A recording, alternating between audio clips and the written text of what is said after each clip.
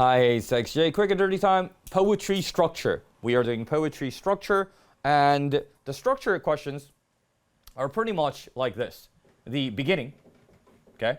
Beginning is blank, and then the end is blank, okay? So these are going to really focus on our paraphrase skill, right? So it's not as much thinking as the main purpose question, which is the other video that we just did on literature, okay? So if you look at this poem, right, it doesn't really look like a lot of stuff is going on, but if I notice at the structure of the text, that's probably going to be the case. I am not looking for deeper meaning. I very rarely have to look for deeper meaning on SAT literature, okay? So I just look at it, and this is what I want to write down.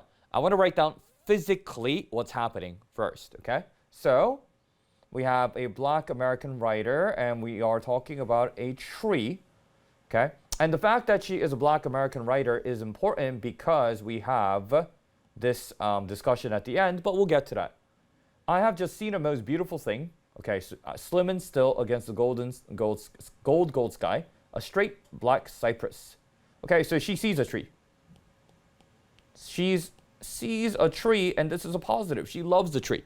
Because straight up, one, she calls it a most beautiful thing, right? And she is a Black writer, and she's using the tree as a symbol. Now, do I have to catch that she's using it as a symbol? Not really. It doesn't really matter. Why? Because first, again, she legit calls it a most beautiful thing, right?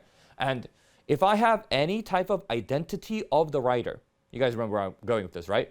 That is mentioned, I am being appreciative and celebrating that heritage, okay? So in this case, we have a Black writer, but it could be a Hispanic writer, it could be an Asian writer, it could be a whatever heritage it is, those heritages are being celebrated.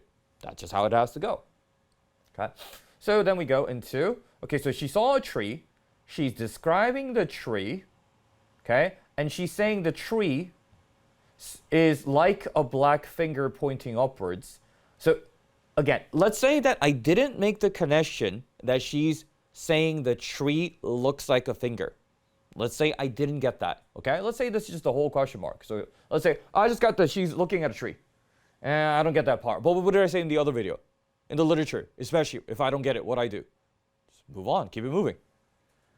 Why, beautiful still finger, are you black, and why are you pointing upwards? She's curious. And she's asking questions to the finger. Okay? She's asking questions to the finger. Let's just leave it at that, okay? Now, the answer here is not D.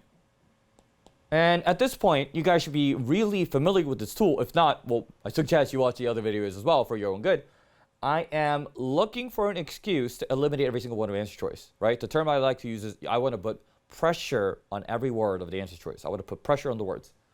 The speaker examines her surroundings. Oh, let's take this other thing as well. On the structure of the texting, a lot of the times, the first part of it, like this part, she's looking at a tree, right? That part will be like correct for like all the choices. So you can't really use that to differentiate it, right? Like, let's look here. The speaker assesses a natural phenomenon. Yes, it's a tree. Okay, phenomenon is anything that happens. A tree is a natural phenomenon, okay?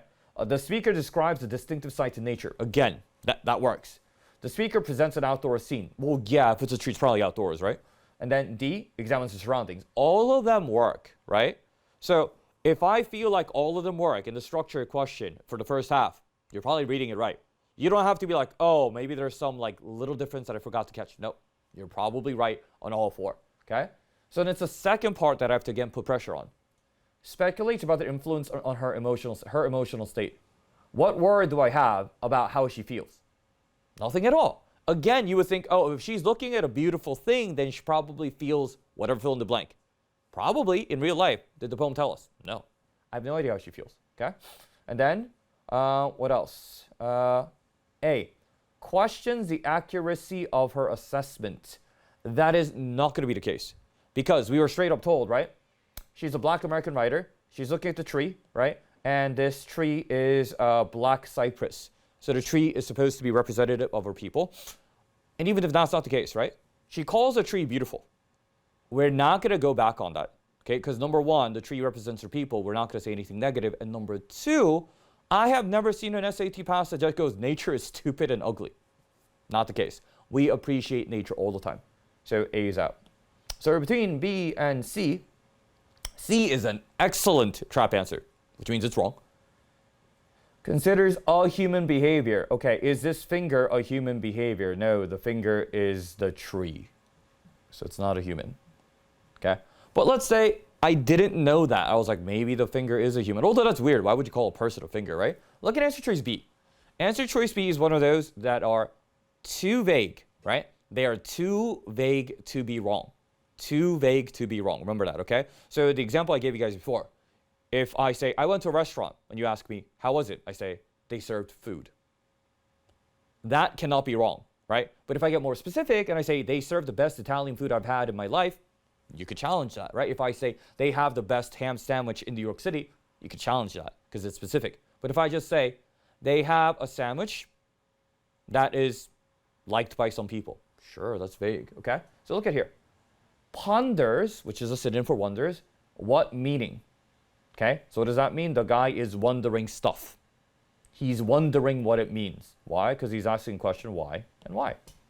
That's it, okay? So if you're really taking this test, right, and then if I want to do it on the test day speed, I would go, well, let me erase everything for you guys. That's not an eraser.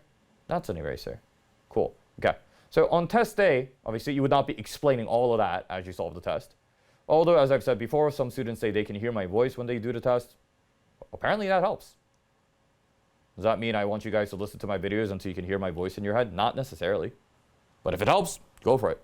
Okay, just turn it on, go to sleep, you know. Okay, so let's look here. I noticed it's a structure question. So I just look at what's physically going on. Literally what's going on physically, okay? I look at a tree, look at tree, and the tree is nice. It's a nice tree. It's beautiful, okay? And then I wonder why, okay?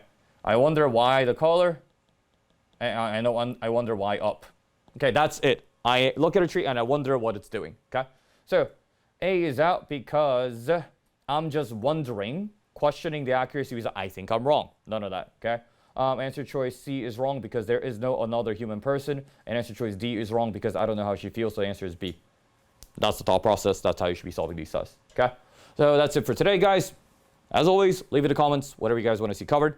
Again, I covered this on basis of digital SAT, but you guys have AP Lit questions, AP Lang questions, just school English questions, right? Let me know. Hit me up in the comments. Study every day. With who? Sexy J. That's the best way. You already know. Bye-bye.